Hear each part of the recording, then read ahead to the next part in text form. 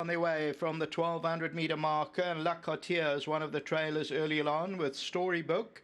First one out, Purple Powerhouse, freezing fast as at the rail. On the outside, the black cap of GARRULOUS now goes off to lead them. Naval Secrets back in that fourth position. Candyman's perfectly placed in the orange silks. That's at the rail back in fifth, only 3.5 lengths off the leader. Then comes Manhattan Melody. That's about 5 lengths off the lead. Then Just Liberty with the white headgear. Lightning Spirit. Then comes Storybook. Winter Guard's been niggled out. Got about 8 or 9 lengths to make up. And further back in the run, La Cotier. And tailed off is Arctic Refuge. Turning for home, 500 metres to go, and GARRULOUS a length and a quarter. Purple Powerhouse is in the yellow. Down on the inside there is Freezing Fast. Towards the outside, Candyman's in the orange, got about 2 or 3 lengths to make up. Storybook's also running on. Coming to the 200 though, and GARRULOUS. Candyman's under pressure, is going to have to quicken it up. And on the outside, Naval Secrets running on. GARRULOUS is hanging tough over the last 100. On the outside is Naval Secret, but GARRULOUS has won it. Second maybe Candyman, then came Naval Secret and Purple Powerhouse.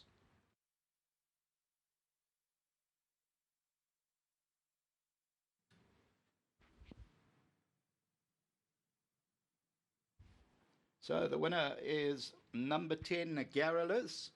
And GARRULOUS wins it well. And this is for the Schwegsman and bred by Tertia Properties, Kanya Sakai for Glenn Cartson.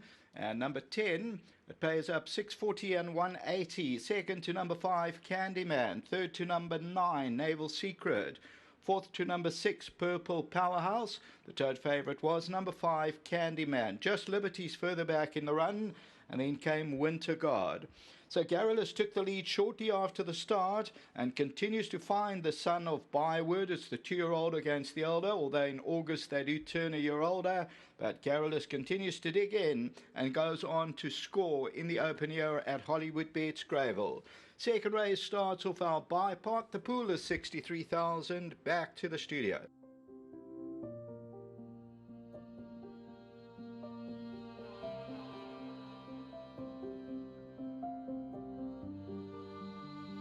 And start for the Independent on Saturday, race day at Hollywoodbets Greyville for the team of Glenn Codson.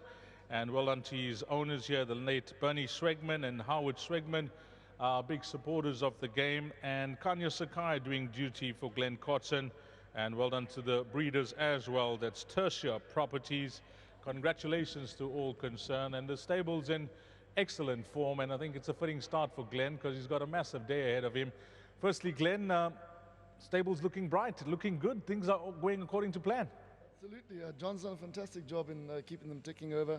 I tried to get up here quite early on in the season, but I ended up being sick and the whole house is sick, so we don't know if we had COVID or not, and then had to be tested, and then the next assistant was sick, and so it went on until we had to get through all of it. But John's done a fantastic job. I mean, these horses are looking absolutely amazing. And young Kaya has struck up a nice deal with us, and he's just getting better and better, and it was a nice, confident ride by him. The price first time out, does he show little back home? You know that we don't push them, so you know, sometimes you just give them a run and let them see how they go, and you know, you still want to hurt them as young horses. Some horses just naturally come out and win first time out, but he ran a cracker first time out, and he followed up on a very good barrier trial, which also surprised us. So he's a very good-looking son of Byword. Howard went to the farm where he's got his mares, and he liked the horse. He bought it on his own, and it's always dangerous when an owner does that because you don't know what you're getting. But we were pleasantly surprised when he walked into the yard. He looked really good, and Howard's just a very lucky owner. He's whatever he gets involved in, they do pretty well. Well, we wish them all the best. Please give them our best as well. All the best with this horse moving forward. I mentioned at the top of this interview, it's a busy afternoon for you. Just briefly touching on your main contenders. We've got some cracking 2-year-olds coming up in those listed races.